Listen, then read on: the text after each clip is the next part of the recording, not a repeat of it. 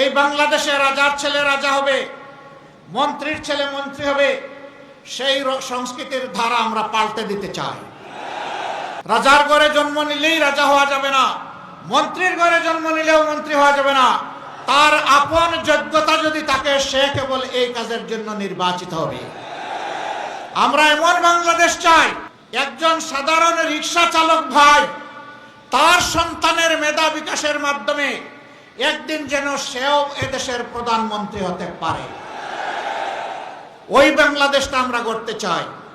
অতীতের বস্তা পচা রাজনীতি, যেটা ফ্যাসিবাদ উপহার দিয়েছে, একনায়কতন্ত্র উপহার দিয়েছে, দুর্নীতিতে দেশকে চ্যাম্পিয়ন বানিয়েছে, ডুবিয়ে দিয়েছে, ওই রাজনীতিকে আমরা লাল কার্ড দেখাতে চাই।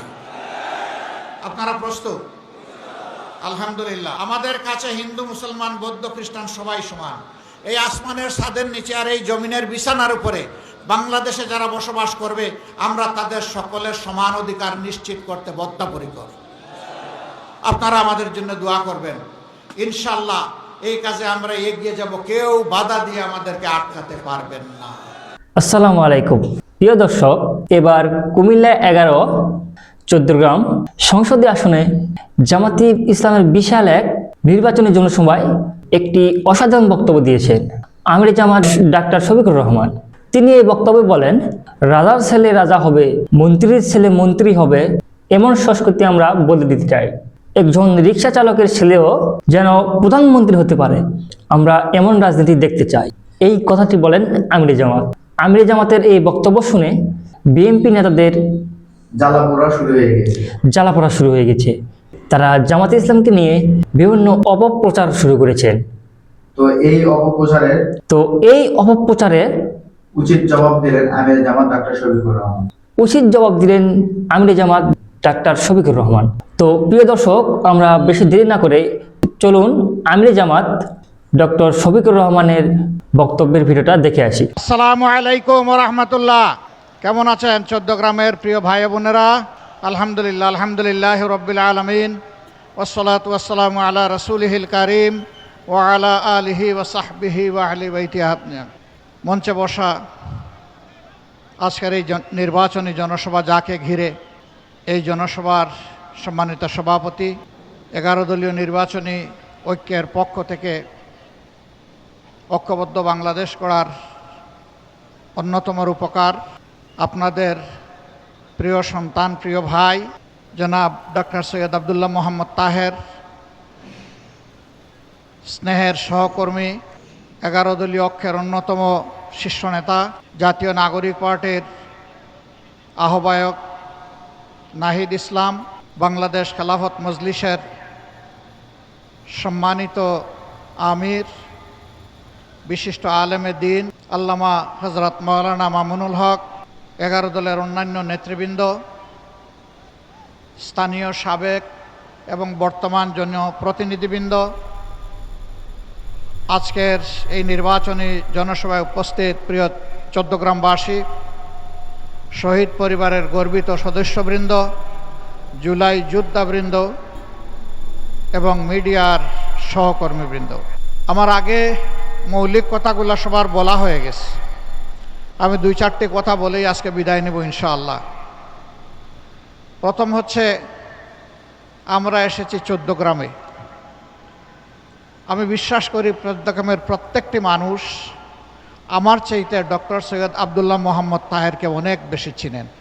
আমি এটা বিশ্বাস করি, চৌদ্দগ্রাম উপজেলার শুধু রাস্তাঘাট নয়, প্রতি ইঞ্চি মাটি সৈয়দ আবদুল্লাহ মোহাম্মদ তাহেরকে চিনে এবং ভালোবাসে।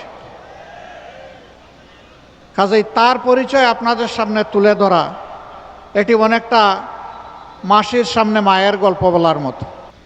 আমি শুধু সংক্ষেপে এই কথাটি বলবো, ইনশাআল্লাহ আল্লাহর পর আস্থা রেখে, ভরসা রেখে বলতে পারি যে বাংলাদেশের মানুষ একটা পরিবর্তন চায় এবং 13 তারিখ থেকে বাংলাদেশের মানুষ একটা পরিবর্তন দেখতে চাচ্ছে।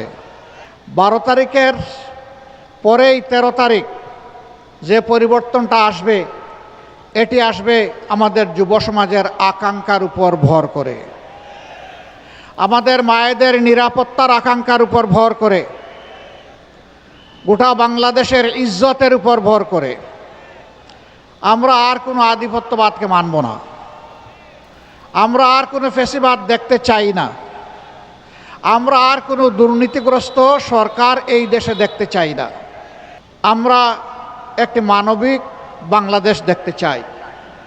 সেই বাংলাদেশের আপনাদের দোয়া এবং ভালোবাসায় মহান আল্লাহ তাআলার ইচ্ছায় বিইজনিল্লাহ ইনশাআল্লাহ এই 11 দল আপনাদের পক্ষ হয়ে এই জাতি পরিচালনা করবে। কাজেই আপনারা যদি ডাক্তার সৈয়দ আবদুল্লাহ মোহাম্মদ তাহেরের উপর আস্থা রাখেন, তাকে বেছে নেন আপনাদের পবিত্র মূল্যবান ভোটের মাধ্যমে, ইনশাআল্লাহ আমি আল্লাহর পর ভরসা করে বলতে পারি মন্ত্রী পরিষদে একজন সিনিয়র সদস্য এই চট্টগ্রাম পাবে ইনশাআল্লাহ। এখন সিদ্ধান্ত আপনাদের। চট্টগ্রামবাসী এই সুযোগ কাজে লাগাবেন কিনা এটা চট্টগ্রামবাসীর সিদ্ধান্ত। তবে আমি আগেই বলেছি মূল ফয়সালা আল্লাহ রাব্বুল আলামিনের। কুলিল্লাহুম্মা মালিকাল মুলকি তুতিল মুলকা মান তাশাউ ওয়া তানজিউল মুলকা মিম্মান তাশা। এটি আল্লাহ তাআলার ফয়সালা, আমরা গভীরভাবে বিশ্বাস করি। তবে যেহেতু 15.5 বছর বিশেষভাবে এই বাংলাদেশের মানুষ, আলেম ওলামা, রাজনৈতিক প্রতিপক্ষ আওয়ামী লীগের যারা ছিলেন, সিভিল সোসাইটির সদস্যবৃন্দ, সাংবাদিক বন্ধুগণ, এক কথায় সারা দেশবাসী যেহেতু মজলুম ছিলেন আর আমরাও মজলুম ছিলাম, আমরা আশা করছি এখনও যারা মজলুম তাদের পক্ষেই বাংলাদেশ থাকবে ইনশাআল্লাহ। আরেকটা কথা একেবারেই পরিষ্কার করতে চাই, আমরা দলীয় কোনো শাসন এই দেশে দেখতে চাচ্ছি না। আমরা জামাতে ইসলামীর বিজয় চাচ্ছি না, আমরা 18 কোটি মানুষের বিজয় চাচ্ছি। 18 কোটি মানুষের বিজয়ী হবে আমাদের 11 দলের সবার বিজয়। চট্টগ্রামে এই প্রতীকটি দাঁড়িপাল্লা, 300 আসনে বিভিন্ন জায়গায় বিভিন্ন প্রতীক থাকবে।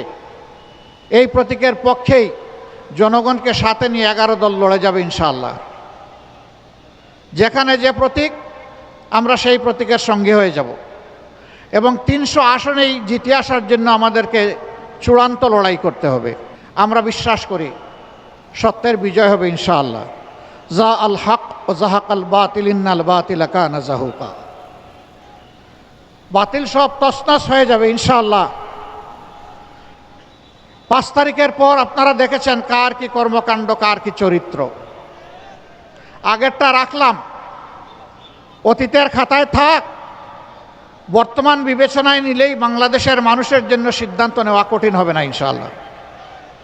যারা আমার সম্পদেও হাত দেয়, যারা আমার জীবনেও হাত দেয়, যারা নিজেদের জীবনকে শেষ করে দেয় এবং যারা আমাদের মায়েদের ইজ্জতে হাত দেয়, আমার মায়ের পেটে লাথি মারে, আমার মায়ের কাপড় খুলে নেওয়ার জন্য হুঙ্কার দেয়, তাদের হাতে কি বাংলাদেশের 9 কোটি মা নিরাপদ? তো তারা মাথা গরম করলো কেন শীতের দিনে? এখন তো মাঘ মাস, নাকি এখন চৈত্র মাস? মাঘ মাসে মাথা গরম হওয়ার তো কোনো কারণ ছিল না। কারণ একটাই, যখন সাধারণ মহিলারা পর্যন্ত বলে যে নিরাপত্তার জন্য 11 দল আমাদের প্রয়োজন, যখন একজন মহিলা তার মতো করে তার পছন্দ মতো তিনি পোশাক পরে রাস্তায় এসেছেন, সাংবাদিক বন্ধু জিজ্ঞেস করেছে আপনি আগামীর বাংলাদেশের ক্ষমতায় কারে দেখতে চান? উনি বলেন জামাত। উনি আর 11 দল বলেন নাই, ওই জামাত মানেই আমরা সবাই মিলেমিশে 11 দল। বলছে কেন জামাত? ওই মহিলাটি বলেছেন জামাত আসলেই দেশটা ঠিক হবে। কয় যে তাইলে তো আপনি এই পোশাক পরতে পারবেন না। মহিলা জবাব দিচ্ছেন পরবো না, অন্য পোশাক পরতে হবে। কয় তাই পরবো। আচ্ছা, জামাতের কোন জিনিসটা আপনার ভালো লাগে? কয় জামাতই আমার ভালো লাগে। এই যে মা বোনদের এই অ্যাটিচিউড, তারা তাদের আস্থার ঠিকানা হিসাবে 11 দলকে এখন দেখছে, এইটাই কাউকে কাউকে একটু পেরেশান করে তুলেছে। ভাই, আপনারও তো ঘরে মা আছেন, বোন আছেন, আপনার স্ত্রী আছেন, জায়া আছেন, একটু তাদেরকে সম্মান করুন অন্তত। যদি তাদেরকে সম্মান করেন তাহলে তাদের মতো আরেকজনের দিকে তো আপনি লাল চোখ দিয়ে তাকাবেন না, তাদের মতো আরেকজনকে আপনি বিরক্ত করবেন না, তাদের মতো আরেকজনের গায়ে আপনি হাত দিবেন না। কিন্তু আপনি যদি হাত দেন তাহলে এই মায়েদের সন্তান নাই? হ্যাঁ, এই সন্তানেরাই তো সব ধরনের ফেসিবাদের বিরুদ্ধে জেগে উঠেছিল জুলাইয়ে, যেই জুলাইকে অনেকে স্বীকার করেন আবার অনেকে করেন না। এদেরকে তুচ্ছ তাচ্ছিল্যও করেছেন, তাই আমরা দেখেছি। সেই ছেলেরা ঘুমায়ে পড়ে নাই। আল্লাহর ওয়াস্তে এটা থেকে ফিরে আসেন, অন্যের মতের প্রতি সম্মান দেখান, নিজের মত নিয়ে জনগণের কাছে যান, নিজের চরিত্র নিয়ে যান, আমল নিয়ে যান। জনগণ তখন বিচার করবে, বিবেচনা করবে। আমাদের মাদের গায়ে হাত দিবেন আর আমরা বসে বসে গালে হাত দিয়ে খতমে খাজেগান করবো, এটা চিন্তা করবেন না। আমাদের দায়িত্ব তখন পালন করা আমাদের জন্য ওয়াজিব হয়ে যাবে। বাধ্য করবেন না আমাদেরকে। ফিরে আসুন, মাকে সম্মান করুন, মায়ের জাতিকে সম্মান করুন। প্রিয় দেশবাসী, আমাদের অঙ্গীকার তো স্পষ্ট। আমরা বলেছি চাঁদাবাজি সহ যত দুর্নীতি আছে আমরা এগুলার জড় কেটে দিতে চাই ইনশাআল্লাহু তাআলা লাজিম। এতে কারো ভয় পাওয়ার তো কিছু নেই। এই অপকর্ম ছেড়ে দেন, জাতিটাকে আর কষ্ট দিয়েন না। এক সময় আপনারাও মজলুম ছিলেন, কেন এখন জালিম হতে গেলেন? মজলুম কিভাবে জালিম হয়? আমরা আশা করব সংশোধন হবে। যদি না হয়, আল্লাহ যদি আমাদেরকে সেই সরকারটা গঠন করার তৌফিক দেন, আমরা সতর্ক করব। তিনি তো তার বংশীয় ধারাক্রমে তিনি কৌমির একজন প্রতিনিধিত্বকারী। এরকম আরও সবাই প্রায় আছেন। তাদেরকে সাথে নিয়েই কি আমরা কৌমি মাদ্রাসা বন্ধ করবো নাকি? এগুলা হলো মিথ্যা গুজব ছড়ানো, মানুষের মনে বিভ্রান্তি এবং সংশয় সৃষ্টি করা। তবে মানুষ পুড় খেতে খেতে এমন এক পর্যায়ে গিয়ে পৌঁছেছে, এখন আর এগুলা কানে তুলে না মানুষ। আলহামদুলিল্লাহ, আল্লাহ যদি আমাদেরকে সুযোগ দেন তাহলে কওমি মাদ্রাসার বেফাক আছে, হায়াতুল উলিয়াস, সেই নেতৃবৃন্দের সাথে বসা হবে। এই সরকারের প্রতিনিধিরা বসবেন, এখানে তাদেরও প্রতিনিধিত্ব এই সরকারে থাকবে। বসে কওমি মাদ্রাসার উৎকর্ষ সাধনের জন্য যা করা দরকার তাই করতে আমরা বদ্ধপরিকর। এখন মূলত দ্বীনি শিক্ষাটাকে ধরে রেখেছে কওমি মাদ্রাসা। আমরা সেই দিন চাই, আর আমরা নাকি কওমি মাদ্রাসার বিরোধিতা করব। আশ্চর্য বিষয়। সম্মানিত ভাইয়েরা, যে যুব সমাজ বুক চিতিয়ে যুদ্ধ করেছিল, তারা কি বেকার ভাতার জন্য যুদ্ধ করেছিল? তারা তাদের অধিকারের জন্য যুদ্ধ করেছিল। এই জন্যই তো আবু সাঈদ রাস্তায় নেমে বলেছিল, হয় আমার অধিকার দে, না হয় আমাকে একটা গুলি দে। সে ডানা মেলে বলেছিল, বুকের ভিতরে তুমুল ঝড়, বুক পেতেছি, গুলি কর। অধিকারের জন্য গুলি খেয়েছে, জীবন উপহার দিয়ে আমাদের মুক্তি এনে দিয়েছে তারা। আমরা সেই জুলাই যোদ্ধা এবং শহীদদের প্রতি গভীর শ্রদ্ধা নিবেদন করছি। হ্যাঁ, সারা 15 বৎসর ধরে যারা লড়াই করে মজলুম হয়ে দুনিয়া থেকে বিদায় নিয়েছেন এবং নির্যাতিত হয়েছেন, তাদের সকলের প্রতি আমরা শ্রদ্ধা নিবেদন করছি। আমরা কারো অবদানকে অস্বীকার করতে চাই না। কিন্তু আজকে এই যুবকদেরকে, তাদেরকে কাজের উপযোগী করে বল হিসাবে গড়ে তোলার গল্প না শুনি আমরা কেন বেকার ভাতার গল্প শুনি? এই যুবকরা তো আমাদের কাছে মিছিল করে এসে দাবি করছে না যে আমাদেরকে বেকার ভাতা দিতে হবে। এই যুবকদের হাতকে, যুবতীদের হাতকে ইনশাআল্লাহ আমরা দেশ গড়ার মজবুত কারিগরের হাতে পরিণত করব ইনশাআল্লাহ। হাতে হাতে তাদের কাজ তুলে দেব, সম্মানের কাজ। তারা সেদিন বলবে, আমি বাংলাদেশ। বাংলাদেশ কি, আমাকে দেখে জেনে নাও, চিনে নাও। আমরা সেই গর্বিত যুব সমাজ গড়তে চাই। আরেকটা কথা একেবারে সাফ, আমরা এই বাংলাদেশটা যুব সমাজের হাতেই তুলে দিতে চাই। কি যুবকরা নারাজ নাকি? কেউ জবাব দিল না যে? হ্যাঁ, কেমনে জবাব দিবে? এতক্ষণ ধরে মিটিং, আর তার উপরে আবার সূর্যের তাপ, এটা আবার মাঘ মাসে, শক্তি কি আর থাকে? আমরা যুবকদের হাতে ইনশাআল্লাহ বাংলাদেশ তুলে দিতে চাই। এর প্রমাণ হচ্ছে যুবকদের সংগঠন আমাদের সাথে। এর প্রমাণ হচ্ছে আমাদের নির্বাচনী ক্যান্ডিডেট যাদেরকে করেছি তাদের 62 ভাগ যুবক। এটাই জাতির প্রতি আমাদের বার্তা। এটি হবে তারুণ্যের বাংলাদেশ ইনশাআল্লাহ। এটি হবে যৌবনদীপ্ত বাংলাদেশ। যৌবন কোনো বাধা মানে না। হিমালয় পর্বত হলে আল্লাহর পর ভরসা করে ডিঙ্গে যাবে ইনশাআল্লাহ। আমরা পিছনের দিকে কামড়াকামড়ি করব না।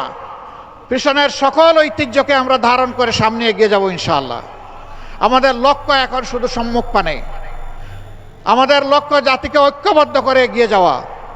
এই জন্যে দলের ভিতরে দলকে হজম করার এই নীতিতে আমরা বিশ্বাস করি না। আমরা দলকে তার সম্মানের জায়গায় রেখে যার যার প্রতীকে 11টি দল নির্বাচনে আমরা অবতীর্ণ হয়েছি।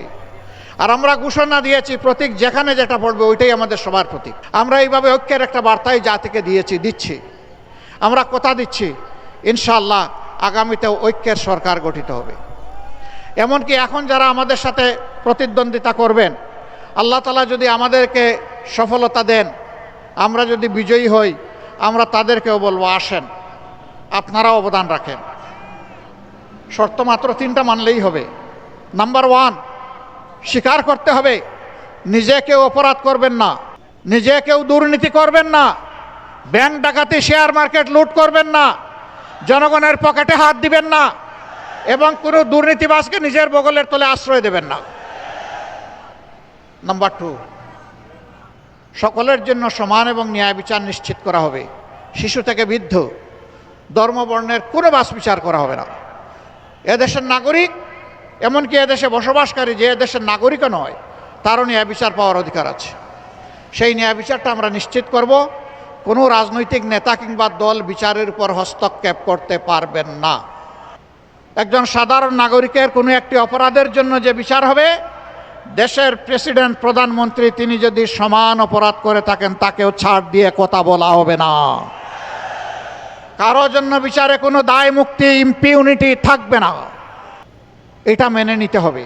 3 নম্বর, যেই জুলাইয়ের কারণে আজকে সবাই নির্বাচনী এই রেইসে আমরা এসেছি, প্রতিদ্বন্দ্বিতায় নেমেছি, জনগণকে প্রতিনিধিত্ব করতে চাই, সেই জুলাইকে সম্মান করতে হবে। এই জুলাই সংস্কারের সকল প্রস্তাব বাস্তবায়নে অঙ্গীকার দিতে হবে। এই 3 জিনিস যারা মানবেন তাদেরকে বুকে জড়িয়ে একসাথে আমরা বাংলাদেশ গড়ে তুলতে চাই। আমরা এই জাতিকে আর কোনোভাবে বিভক্ত করতে চাই না। ধর্ম, বর্ণ, গোষ্ঠী, পরিবার, কারো স্বার্থ দেখব না, স্বার্থ দেখব 18 কোটি মানুষের ইনশাআল্লাহ। সম্মানিত ভাইয়েরা, এই দেশে শুধু মুসলমানরা আমরা বসবাস করি না, আরও 3টি ধর্মের মানুষ বসবাস করে। আমরা তাদেরকে নিশ্চয়তা দিচ্ছি, কথা দিচ্ছি, আপনারা আপনাদের সকল ধর্মীয় অধিকার নিশ্চিন্তে পূর্ণ স্বাধীনতা নিয়ে আপনারা ভোগ করবেন ইনশাআল্লাহ। কেউ আপনাদের স্বাধীনতার উপর হস্তক্ষেপ করবে না। রাষ্ট্রের দায়িত্ব পালনে কারো ধর্ম দেখা হবে না। সেই ক্ষেত্রে দেখা হবে বিভিন্ন কর্মকর্তা কর্মচারী যারা হবেন বিভিন্ন জায়গায়, যে তিনি এই কাজের যোগ্য কিনা এবং তার মধ্যে দেশপ্রেম আছে কিনা। এই 2 শর্ত পূরণ হলেই উপযুক্ত কাজটি যে কোনো ব্যক্তির, নাগরিকের কাছে চলে যাবে। শিক্ষা ব্যবস্থার আমরা আমূল পরিবর্তন করতে চাই। এই শিক্ষা দিয়ে কিছু করা যাবে না। Better education, better nation. Education যদি ভালো না হয়, ভালো একটা জাতি আমরা গড়তে পারবো না। আমাদের এই এডুকেশন না দুনিয়া না আখেরাত কিছুই আমাদেরকে কভার করে দেয় না। এখানে বড় পরিবর্তন লাগবে ইনশাআল্লাহ। আজকে আর আমি কথা বাড়াচ্ছি না। আমি এখন ডাক্তার সৈয়দ আব্দুল্লাহ মোহাম্মদ তাহেরকে আপনাদের হাতে আমি আমানত রেখে যেতে চাই।